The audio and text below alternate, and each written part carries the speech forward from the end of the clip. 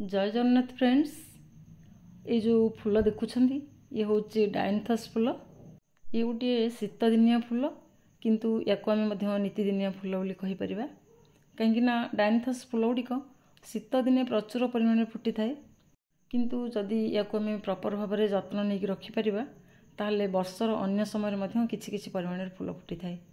वर्तमान तो देखंतु शीत कमी कमी आसला तथापि केते सुंदर भाव में फूल गुड़िक फुटी। जदि गछर ठीक भाव में जत्न नवा आग को मे जून मास पर्यंत एमती भाव में फूल फुटिबो।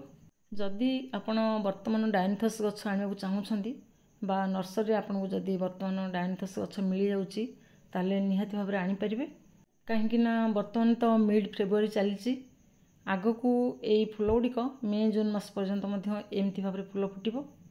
ता छड़ा डायन्थस गोटे परमानेंट गछ जदि अत्यधिक खरारु विशेष करके अत्यधिक वर्षारू जदि गछ को आम सेव करके रखिपर ताले गछटी सबुदिन आम पाखे रहिबो आउ मझिरे मझिरे से डाल काटिकी आम नुआ गछ प्रस्तुत करनवा ताहले गछ को आम सबुदिन आम पाखे रखिपर। विभिन्न रंगर डायन्थस फूल गुड़िक आपन पाइपर। मो पाखे तो यही तीनोटी अच्छी आउ एगुड़िक मोर यही वर्ष ही कलेक्शन। गत वर्षर गोटे डायन्थस गछ मो पाखे थिला से डाल काटिकी नुआ गछ करी आउ से नुआ गछर ग्रोथ भल चलता किंतु गछटी खराब हो गला कारण वर्षा पानी गछटी रहिला जहाँफल गछटी पचिगला। तेणुक गछ को जदि वर्षा पानी आम सेव करके रखिबा ताहले ये सबुदिन आम पाखे गछ रहिबो। गछर केमती आम प्रपर भाव में केयर नवा चलतु तार केयर टिप्स विषय कथा हवा। प्रथम कथा हूँ जितेबाला आप नर्सरी गछटी आणुछंती गोटे वेल ड्रेन माटी प्रस्तुत करके गछटी लगांतु। डायन्थस गछर चेर बेसी तल को जाई न थाए तेणुक या छोट पट ही लगांतु। एगुड़िक सब मोर 8 इंचर पट लगी आउ बहुत भल भाव में फूल फुटुची। अति बेसरे 10 इंचर पट दे पारिबे किंतु 8 इंच पट ही सफिशिएंट। छोट पट लगेले ओभर वाटरिंग हबार कौन सी डर रहिबो नहीं। गछरु आम प्रचुर भाव में फूल केमती नहीं पारिबा। डायन्थस फूल गुड़िक बहुत दिन पर्यंत गछरे सतेज होगी रही थाए। फूल गुड़िक जो फुटिकी सुखी आसो ताकू नियमित भाव में आम गछरु बाहर करनवा जहाँफल तार साइड्रु नुआ नुआ डाल आसो एवं गछरे सबुबले एमती फूल भरपूर होगी रहिबो। मो गछरे सबुबले मु नियमित भाव में एमती सुखिला फूल गुड़िक ही बाहर करथाए। देखुथिबे को गछर ही नाही किंतु 2-3टा अच्छी से 2-3टा मु वीडियो करिया पई ही रखिछि नचेत नियमित भाव में प्रत्येक गछ को चेक करिकी मु ई सुखिला फूल गुड़िक बाहर करथाए। एमती जदि आपण रेगुलर करिवे निहाती भाव में सबुबले आपणको गछरे भरपूर होगी फूल रहिबो। वर्तमान तो धीरे धीरे खरा ही आसुची आग को खरार प्रकोप बढ़िबो तेणुक यही खरा समय गछ को पूरा दिन खरा न रखिकी सकाळ 3-4 घंटा खरा देकी तापरे कौन सी बड़ गछर छाई तले गछ को रखंतु जहाँफल आग को अत्यधिक खरा समय मे जून मास पर्यंत आपणको गछ फूल भरपूर होगी रहिबो। आउ एते सुंदर भाव में फूल फुटुची माने आमे मझिरे मझिरे गछ को खत ही तो दबा। गछरे आज जो खत देवी मु सेथिपई नेइची मु किछि गोबर खत 3टा गछरे देवी सेथिपई एतिकी परिमाणर गोबर खत नेइची। तापरे गोटे मुठा नेइची निंब पिडिया 1.5 चम्मच सोरिष पिडिया तापरे 1.5 चम्मच चापती 3टा गछरे जेहेतु खत देवी सेथिपई एतिकी परिमाणर खत नेइची। जेहेतु गछ गुड़िक छोट छोट पट लगी 8 इंचर पट लगी सेथिपई सही परिमाण आम खत दबा।